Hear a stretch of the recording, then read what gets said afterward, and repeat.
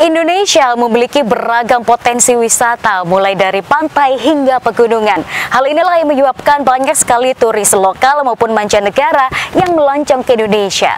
Namun sayangnya pandemi COVID-19 membuat semua sektor nampak mati suri, tak terkecuali sektor wisata. Lalu apakah masih ada harapan agar sektor wisata ini hidup kembali? Bersama saya Khairudisa, let's talk about it.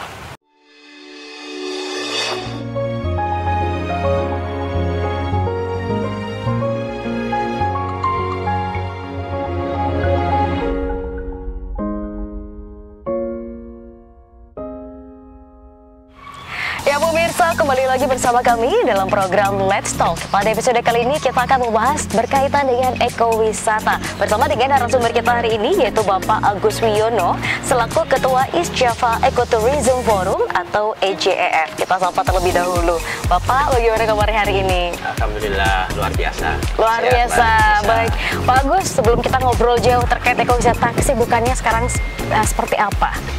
Selain urus perusahaan sendiri yang bergerak dalam pariwisata, juga aktif di beberapa asosiasi yang bergerak dalam pariwisata juga, terus ngajar, dan yang paling aktif menjalankan pelatihan-pelatihan dan pendampingan di masyarakat untuk pengembangan pariwisata berbasis masyarakat. Wah, luar biasa, di paket lengkap nih kalau ngobrol sama Pak Agus, semuanya bisa dibahas. Semoga.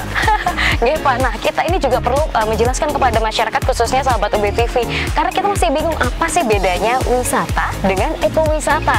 Nampaknya belum banyak orang yang memahami hal tersebut. Monggo Pak. Ya, ekowisata ini sebenarnya konsep baru. Jadi konsep ini lahir setelah wisata yang pada umumnya atau yang disebut common tourism, wisata umum tadi itu memberikan dampak negatif ya, baik terhadap alam, terhadap sosial masyarakat, ya, dan ekonomi juga gitu. Nah, jadi kalau ekowisata, kalau sebenarnya itu ecological tourism. Jadi kalau di Indonesia kan ekowisata. Jadi perjalanan bertanggung jawab ke daerah alami yang melestarikan lingkungan hidup, terus menopang kesejahteraan masyarakat lokal, serta harus mengikutkan interpretasi dan pendidikan lingkungan. Wow. Gitu. Nah, kalau wisata yang umum ada istilah wisata alam. Ya, ada wisata alam, ya, orang berkunjung ke alam, menikmati alam, dan apakah dia menopang pelestarian lingkungan, apakah menopang kesejahteraan masyarakat lokal, ya itu urusan nanti gitu.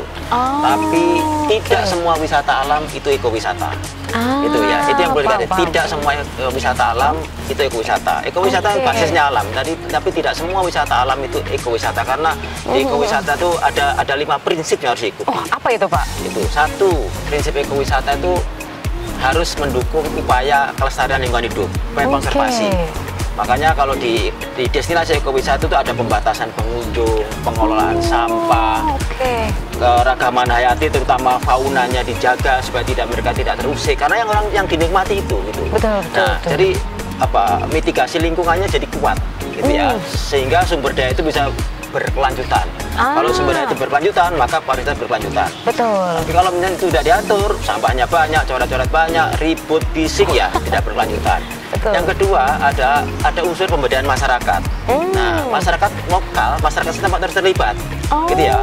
Nah, keterlibatannya banyak ya dalam prinsip pariwisata. Apakah dia mengembangkan usaha jasanya kayak pemandu, makan minum, akomodasi, transportasi, kerajinan atau olahan pangan dan sebagainya untuk mendukung pariwisata.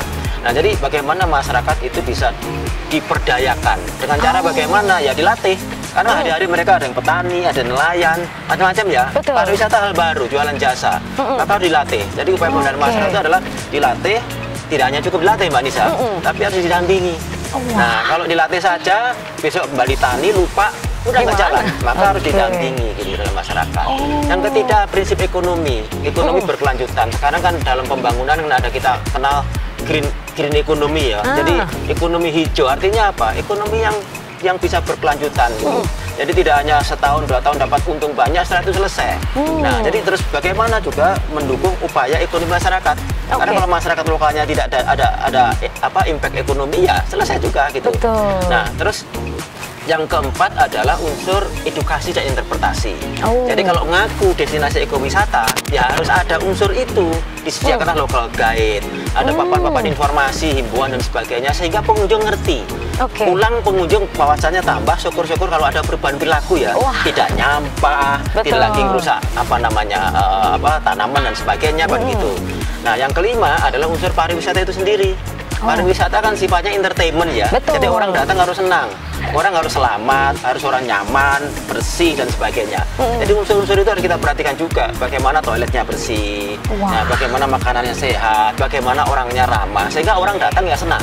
Nah, jadi ada 5 prinsip itu yang harus diikuti dalam ekowisata. Dari penjelasan ini saya lihat sangat komprehensif, Pak. Nampaknya tidak bisa hanya berdiri sendiri dari mungkin pemilik wisata, ada stakeholder kan yang harus terlibat di sana. Makanya kalau kita bicara ekowisata, stakeholdernya terlibat banyak. Apa saja itu, Pak? Satu misalkan, ketika kita bicara di alam, hutan, ada laut. Nah, itu domainnya siapa? Itu kita bicara hutan ya Kementerian Kehutanan dan Lingkungan Hidup. Laut ya kelautan. Ada perhutani, sawah dan sebagainya itu Dinas Pertanian, Kementerian Pertanian, banyak ya. Jadi harus melibatkan banyak. Belum lagi yang industri. Ya kayak misalkan hotel, restoran, travel, angkutan, belum lagi ada pelabuhan, kereta api dan sebagainya. Kan semuanya dukung pariwisata ya gitu. Nah, termasuk industri makanan dan sebagainya. Jadi stakeholdernya banyak, makanya dikenal dalam pariwisata itu kemitraan yang pentahelix. Ada pemerintah, ada swasta, ada masyarakat sipil, ada perguruan tinggi dan media massa. Nah, 5 itu harus kerjasama ini. Kalau pariwisatanya mau bagus gitu ya. Gitu, kompak gitu ya. Jadi jangan ego, gitu. Ketika stakeholder semua banyak seperti ini, Pak, apakah juga ada turut pembiayaan yang dilakukan bersama-sama atau ini menjadi tanggung jawab pemerintah saja? Intinya begini. Kontribusi ya, kalau kontribusi kan tidak harus biaya. Nah, pemerintah ya karena memang dia tuh punya anggaran, ya mereka wajib memfasilitasi dan memediasi atau memfasilitasi dalam pengembangan ini. Gitu. Karena mereka punya anggaran, ya kira-kira apa yang bisa disupport oleh pemerintah? Misalkan dalam hal peningkatan kapasitas SDM, promosi atau bahkan pengembangan amenitas dan aksesibilitas. Nah, terutama yang dua itu, aksesibilitas dan amenitas itu yang domainnya dari pemerintah. Gitu. Nah, yang lain, misalkan perguruan tinggi, apa yang mau disumbangkan? Dana nggak mungkin, tapi kan mereka punya ini ya, mereka punya konsep, mereka punya ahli. Mahasiswa bisa diturunkan assessment, mahasiswa biologi misalkan, kamu identifikasi keragaman fauna. Masalah teknik misalkan, kamu bantu ini bagaimana desain bangunan yang ramah lingkungan, seperti itu. Nah, jadi semuanya bisa terlibat itu. Luar biasa nih. Jadi di pariwisata itu tidak meninggalkan apapun. Tokoh agama ikut, Pak Mudin harus terlibat dalam hal apa misalkan, dalam hal tadi bagaimana membuat kode etik ketika orang mau menginap di homestay. Nah, kan harus diatur itu. Jadi budaya juga tidak boleh ditinggalkan. Tidak boleh ya. Jadi bagaimana nanti pariwisata di desa tidak dipelintir menjadi pusat kegiatan negatif ya. Harus ada kode etiknya. Bagaimana ketika misalkan di homestay yang lelaki perempuan bukan muhrim, nah itu harus diatur kan kode etiknya bagaimana. Misalkan boleh nggak konsumsi narkoba dan sebagainya. Itu kan melibatkan banyak pihak. Jadi tidak ansih orang destinasi tapi semua. Wah, luar biasa sekali ya pemirsa. Yang kita tahu biasanya berlibur hanya untuk kesenangan diri sendiri, ternyata tidak semudah itu dan banyak melibatkan banyak stakeholder dan juga kepentingan. Nah, kita masih akan berbincang dengan Pak Agus di segmen berikutnya berkaitan dengan ekowisata. Jangan kemana-mana, tetap di program Let's Talk.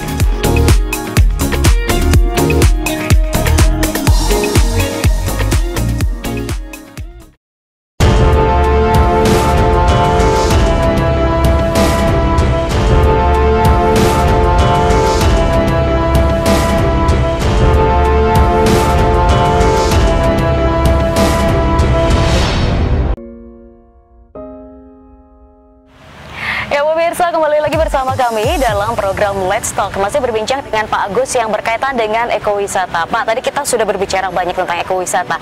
Kalau di Kota Malang sendiri nih, apakah sudah ada destinasi yang khusus dilabeli sebagai ekowisata ini sendiri? Kota Malang atau Malang Raya? Oh, beda ya? Beda. Kota Malang ada Malang Kabupaten, ada Batu juga gitu. Silakan Pak, monggo. Ya. Kalau yang di Kota Malang sendiri, kalau kita mau sebut ekowisata belum ada. Oh, belum ada. Belum ada ekowisata di Kota Malang. Jadi, nah, ekowisata itu kan ada yang hard ekoturism dan soft ekoturism. Yang hard itu bener-bener strike ya. Kita ngambil daun saja itu udah kena pasal itu. Kita masuk ke lokasi nggak boleh bawa odol, sabun dan sebagainya. Waduh. Tapi kalau soft masih bisa ditolerir gitu ya. Nah, oke. di Malang itu yang soft saja belum ada. Gitu ya. Jadi yang kalau di kota itu kan lebih banyak yang apa shopping tourism, wisata budaya gitu. Betul. Tapi yang untuk ekoturismnya sendiri itu saya tahu belum ada. Ada beberapa yang sedang merintis, ya sedang merintis. Ya, tapi itu masih dalam proses dan ekowisata tidak bisa instan, Mbak. Gitu. Jadi kan apalagi yang berbasis masyarakat ya. Betul. Kesadaran kolektif masyarakat harus ditumbuhkan dulu. Karena harus pelan-pelan. Gerakan ada kajian-kajian khusus gerakan juga. sosiologinya harus jalan di sana gitu. Nah, terus ngajarin untuk orang supaya tahu dan punya skill. Gitu ya. Dan tentunya juga attitude ya, membangun attitude tidak gampang. Di pariwisata kan itu ya. Betul. Attitude-nya itu. Nah, kalau yang di Malang Raya, di Malang Kabupaten sama Batu itu ada beberapa destinasi spot ekoturism ya, walaupun memang konsepnya 100% belum semua dijalankan, tapi sudah ada mungkin kalau saya skor 1 sampai 10 sudah sampai di 7 lah, ada yang sudah sampai di 7 ada gitu. harapan ini ya berarti Pak. Kalau di Kota Malang, bicara di Kota Malang sebenarnya Malang itu kalau ada beberapa destinasi yang bisa didorong ke sana. Dan kalau Malang itu bisa mendorong sana, ini akan menjadi kota yang ciamik ya, gitu ya bilang begitu. Nah, cuman saya nggak tahu apakah regulatornya itu punya mimpi ke sana atau tidak. Nah, kan gitu. Betul. Nah, kalau sebagai praktisi, sebagai pendamping masyarakat, kami tahu potensi itu yang bisa dikembangkan ke sana. Jadi kalau itu bisa dikembangkan, itu bisa menjadi salah satu ikon Kota Malang sebenarnya. Betul. Ya, selain kota pendidikan ya, Pak ya. Kota pendidikan gitu ya, apa namanya, kota metropolis, tapi juga tadi masih punya ikon untuk wisata yang ekologis, wisata yang ramah lingkungan, nah gitu. Oke. Dari pandangan Bapak, kira-kira adakah potensi selama berapa tahun ke depan Malang bisa seperti itu, Pak? Saya sih optimis bisa, karena kami sendiri sekarang sedang mendampingi beberapa destinasi di Kota Malang. Gitu. Nah, jadi beberapa destinasi yang dikelola sama masyarakat di Kota Malang. Ya, terus terang, memang apakah secepat apa ya, setahun 2 tahun kami belum bisa menjanjikan karena dinamika pariwisata itu sangat dipengaruhi oleh faktor yang lain. Jadi misalkan 2024 itu kan kita masuk ke dunia politik itu ya, itu bisa merubah skenario yang ada di sini. Jadi banyak dipengaruhi misalkan juga penyakit, pandemi seperti saat ini, bagaimana Pak? Mempengaruhi. Jadi wisata itu rentan. Jadi makanya kita tidak boleh mengubah profesi masyarakat 100%. Kalau itu hanya tambahan gitu ya gitu. Nah, jadi itu tantangannya. Mungkin lah kalau ditanya tadi soal di Malang, ya. Jadi kami sudah berproses dengan beberapa tempat itu sudah hampir 1 tahun ya. Menggerakkan masyarakatnya, masyarakat sudah mulai membersihkan lingkungannya. Kan itu modal dasarnya begitu. Lingkungannya bersih, nanti diisi dengan jasa-jasa yang lain ya. Gitu. Jadi penyediaan tempat yang bagus untuk nongkrong. Jadi nongkrong tapi yang mendapatkan edukasi gitu loh. Nah, itu yang perlu ya gitu. Tidak sekedar ngopi tapi mendapatkan edukasi. Maka pengelolanya perlu dipersiapkan. Kira-kira edukasi apa, konten apa yang harus dibangun dalam memberikan tadi knowledge kepada pengunjung. Gitu.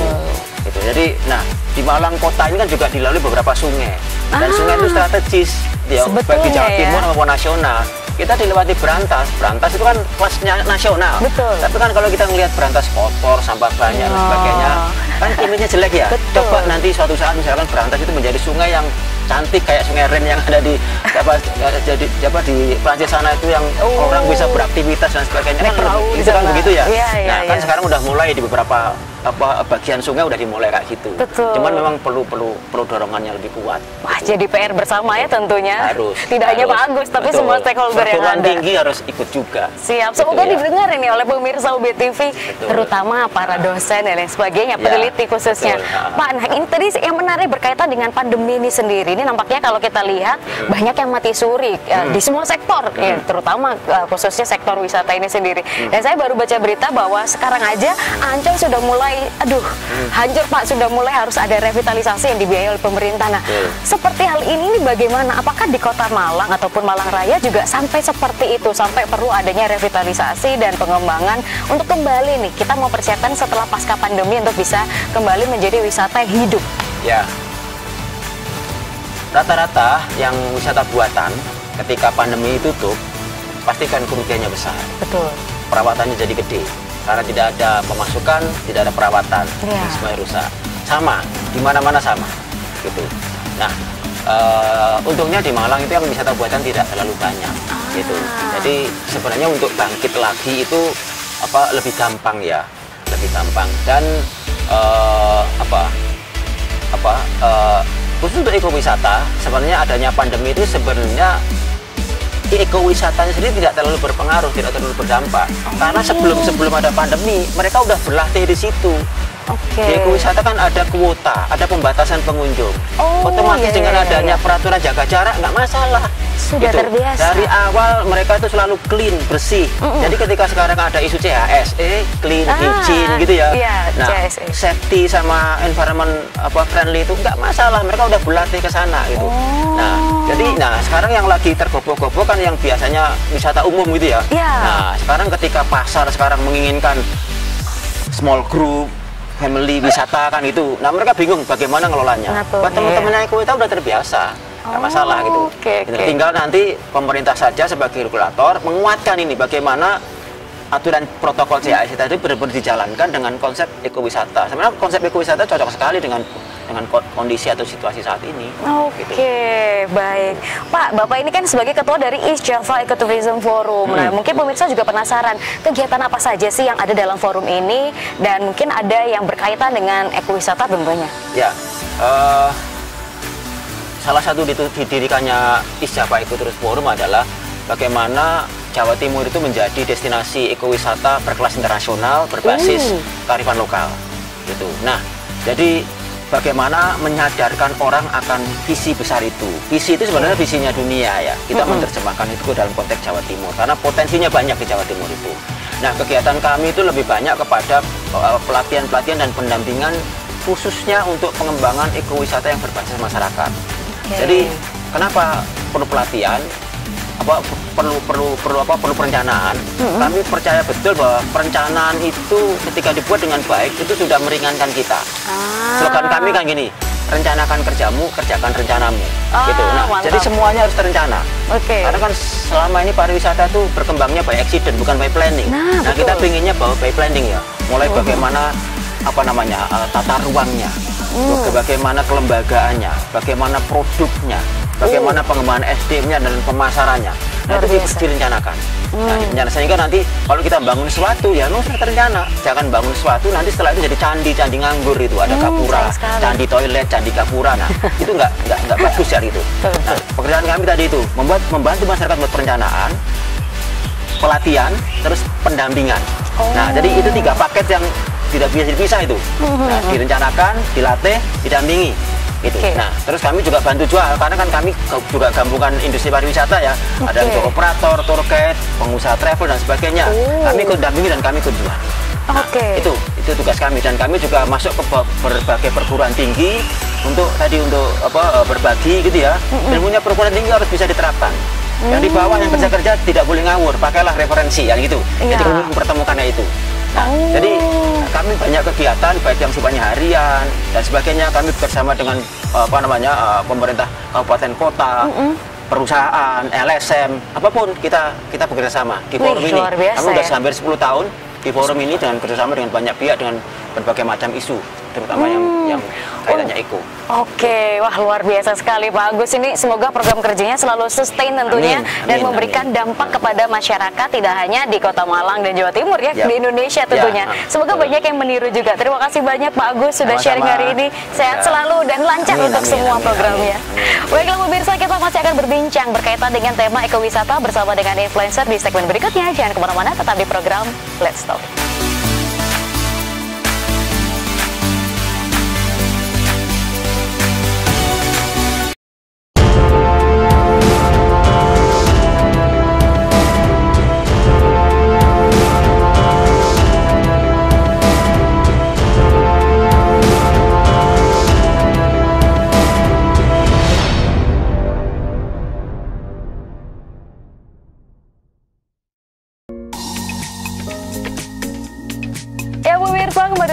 bersama kami dalam program Let's Talk, masih berbincang dengan tema ekowisata bersama dengan narasumber kita kali ini, yaitu Adi Satria selaku Putra Ekowisata Indonesia 2021.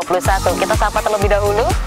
Bagaimana kabarnya hari ini, Mas Satria? Halo, apa kabar? Alhamdulillah baik. Alhamdulillah baik. Sehat walafiat. Wah, luar biasa, Mas. Sesuai dengan tema kali ini, benar. ekowisata. Tadi sebelumnya kita sempat berbincang juga dan sudah dijelaskan berkaitan dengan ekowisata sendiri. Nah, sebelum kita tanya-tanya nih berkaitan dengan program kerjanya Mas Adi, boleh dong diceritakan pengalamannya, karena barusan saja kan dilantik sebagai Putra Ekowisata 2021. Silakan, Mas. Di mana nih waktu itu grand finalnya? Oke. Jadi awalnya memang ini saya terpilih di tahun 2021, tepatnya di bulan November tanggal 17. Nah, itu kegiatannya itu berada di Nusa Tenggara Timur, tepatnya di Kabupaten Ende. Nah, itu berlangsung selama 5 hari. Persaingannya memang ini di seluruh Indonesia. Jadi kurang lebih ada 11 provinsi yang kita harus bertanding di sana. Kemudian kita juga di sana itu 5 hari diajak berkeliling ke tempat-tempat wisata yang ada di NTT, utamanya di Kabupaten Ende sendiri. Jadi kita mulai dari ke tempat-tempat desa adat, kemudian juga ke tempat gunung, bukit dan sebagainya untuk photoshoot, dan juga untuk beberapa campaign lainnya kayak gitu. Jadi 5 hari itu kita manfaatin untuk benar-benar mengenal satu sama lain, dan juga untuk campaign dari Putra Putri Ekowisata Indonesia tahun ini sendiri. Hal apa, Mas, yang tidak pernah terlupakan atau hal unik yang sampai sekarang selalu diingat berkaitan dengan kompetisi ini? Hal unik nih banyak sebenarnya, cuman yang nggak bisa dilupakan adalah perjuangan saya ke sana gitu kan. Kita harus dari Jawa Timur, naik pesawat jauh, harus transit kayak gitu sama pasangan saya juga dan Jawa Timur. Itu dari Surabaya, teman-teman anaknya. Jadi itu yang nggak bisa dilupain. Terus kekeluargaannya di sana juga nggak bisa dilupain. Kemudian hal-hal unik seperti kita nasional kostum, kita harus bawa dari Kota Malang itu sebanyak sebesar saya itu 14 kilo. Jadi 14 kilo nasional kostum saya. Kemudian pasangan saya itu hampir 5-7 kilo. Jadi kayak kita harus bawa itu semua untuk ditampil di Nusa Tenggara Timur. Tapi semua itu terbayarkan tentunya ya dengan gelar yang dapat kali ini. Iya, benar banget. Luar biasa. Mas, ini tentunya sahabat BTV juga penasaran. Kira-kira waktu itu yang membuat Mas Adi bisa terpilih ini tentunya ada program yang disampaikan nih saat seleksi. Kira-kira apa program unggulan yang saat itu disampaikan ketika melakukan kompetisi? Jadi awalnya sebelum saya dikirim ke Putra Ekowisata Indonesia, saya berjuang dulu di Miss Jatim Ambassador Jawa Timur. Jadi lewat itu dulu, kemudian terpilih sebagai first runner up di Mister Jatim. Nah, lalu dikirim ke nasional untuk mewakili Jawa Timur di Putra Ekowisata ini sendiri. Nah, sama seperti di Mister Jatim, karena memang programnya lebih ke pariwisata, saya memiliki program itu terkait video virtual tourism. Nah, yang itu sampai saat ini masih saya lakukan, menjabat sebagai Putra Ekowisata Indonesia, juga terus saya lakukan untuk promosi wisata. Nah, hadirnya itu latar belakang itu karena saya juga suka videografi ya, juga sebagai jurnalis juga, jadi saya ingin untuk mengenalkan melalui bakat yang saya miliki. Oke, baik. Ini apakah khusus kalau Mas Adi ini kan dari Kota Malang seperti itu ya? Tapi ketika sudah mendapatkan gelar ini, Mas Satria tentunya nggak bisa hanya berpikir untuk Kota Malang nih. Benar. Nah, ini mungkin perlu dijelaskan secara detail. Kira-kira bentuknya seperti apa? Bisa diakses bagaimana terkait virtual tadi? Iya, baik, benar. Nah, karena video virtual ini sendiri kan memang harus seluruh Indonesia ya. Kalau dulu saya cangkupannya hanya Kota Malang dan Jawa Timur. Tapi sekarang seluruh Indonesia. Jadi kita kerjasama sama teman-teman yang ada di provinsi masing-masing. Jadi kita kayak kirimkan video, kemudian dikompil menjadi satu, kita upload di YouTube channelnya Putra Ekowisata Indonesia. Jadi pemerintah mempromosikan wisata yang ada di masing-masing provinsi yang ada di Indonesia. Baik. Kalau di Malang Raya ataupun di Jawa Timur sendiri, apakah ada destinasi khusus yang menjadi kebanggaan dari Mas Satria? Ada dong pastinya. Yang bisa membawa saya untuk sampai di begini adalah di SMC Tiga Warna. Nah, jadi disitulah tempat ekowisata yang menurut saya terbaik juga, dan juga ini juga merupakan salah satu ekowisata terbaik di Indonesia dan juga di Jawa Timur, Mbak Nisa sendiri. Karena programnya benar-benar berjalan, mulai dari pemberdayaan masyarakatnya, konservasinya, pendidikannya, kemudian juga seperti yang disampaikan tadi oleh dari pihak yang Ekowisata Forum itu sendiri kan sama persis dan juga sudah dilakukan sampai saat ini. Baik. Kemudian apakah ada program lainnya yang terus digulirkan selama 1 tahun ke depan menjabat ini sebagai Putra Ekowisata? Tentunya kunjungan ya. Tentunya kunjungan ekowisata di Indonesia. Jadi kayaknya tahun depan ini kita harus ada ke Bali juga, kunjungan ekoturism di sana, juga kunjungan sponsor kayak gitu. Kemudian juga ada beberapa ke tempat-tempat yang memang mengadakan pemilihan putra-putri ekowisata di Indonesia. Selain itu juga ada mengenalkan ekowisata yang ada di setiap provinsi. Oke, berkaitan dengan hal ini, apakah pandemi menjadi penghalang Mas ketika ya harus ada kunjungan tapi pandemi masih ada, bagaimana ini? Ya tentunya sangat-sangat menghalangi lah ya, menghalangi semua sektor tentunya. Juga saya juga sebagai ekowisata, juga putra ekowisata tentunya juga menjadi salah satu PR banget buat kita. Tapi perlu diketahui juga nih bahwa ekowisata ini menurut jurnal dari pariwisata, Kementerian Pariwisata yang pernah saya baca juga, mungkin kalau teman-teman kalau ada yang salah mau diingatkan juga gitu kan ya, itu memang menjadi salah satu alternatif wisata nantinya. Karena kan masyarakat di Indonesia, masyarakat dimanapun kebanyakan di rumah aja kan, ini program pemerintah yang kapan hari itu kan ya, tahun 2020 sampai 2021 sendiri itu. Karena program ini atau ekowisata ini menjadi salah satu akan menjadi salah satu potensi tersendiri buat masyarakat untuk bisa healing semacam itu, menikmati alam dan juga menikmati wisata-wisata yang ada di Indonesia.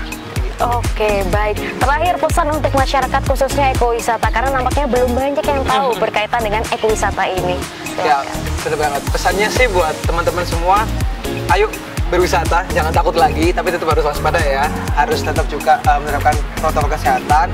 Dan juga mari kita bersama-sama promosikan ekowisata yang ada di kota atau provinsi kalian masing-masing, karena kalau bukan kita siapa lagi, ya kan? Karena kita juga adalah generasi muda, pemuda yang harus memiliki peran penting dalam sektor apapun. Jadi jaga wisata dimanapun kalian ada, kemudian juga kunjungi dan juga promosikan itu semua. Oke, baik, luar biasa. Terima kasih banyak Mas Satria sudah berbincang hari ini. Semoga sukses untuk semua programnya dan kunjungannya, yang penting tetap sehat selalu.